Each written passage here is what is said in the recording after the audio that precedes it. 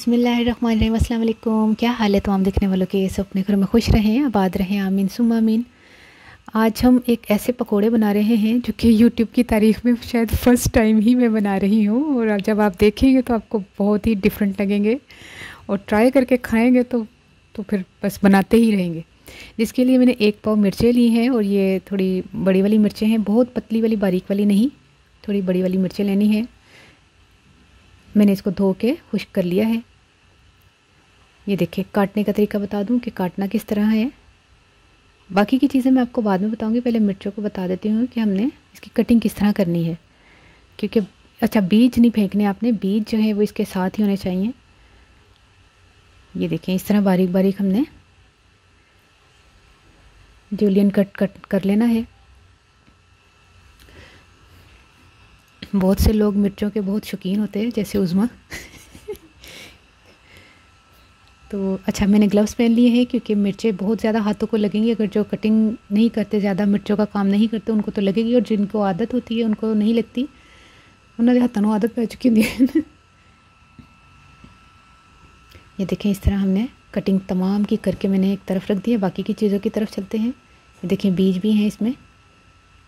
बेसन मैंने 1 कप लिया है। 1 टेबलस्पून के करीब हमने प्याज का पाउडर लिया है। 1 टीस्पून ज़ीरा, 1 टीस्पून सूखा धनिया, 2 चुटकी के करीब क्या था, कलौंजी, 2 चुटकी के करीब अजवाइन, और थोड़ी सी हल्दी और नमक मैंने अपने टेस्ट के हिसाब से लिया। बेसन मैंने डाला, और बाकी सारी चीज़ें मैंने इसमें डाल के पहले इसको मिक्स करते अच्छी तरह। थोड़ा सा पानी जाएगा, इतना कि हम जब मिक्स करेंगे ना तो पकोड़े इजीली बन जाए। बहुत ज़्यादा पतला भी नहीं इसको कर लीजिएगा पानी डाल के। ये देखिए, ऑयल मैंने गर्म करने के लिए रखा हुआ है। पकोड़े मैंने डाल के फ्राई करना शुरू कर दिए। देखने वाले को यकीन ही ये नहीं आएगा कि ये पालक के बने मिक्स वेजिटेबल्स के पकोड़े, खाली मिर्चों के। और खाने में इतने मज़े के थे ना, अभी भी मैंने खाया तो ठंडा होने के बाद तो ज़्यादा ही मज़े के लग रहे थे। अच्छा, अब आपने इमली की चटनी के साथ या केचप के साथ, जिसके मर्ज़ी साथ खाएं। मैंने आपको रमज़ान की एक अलग से डिफरेंट सी रेसिपी दे दी है।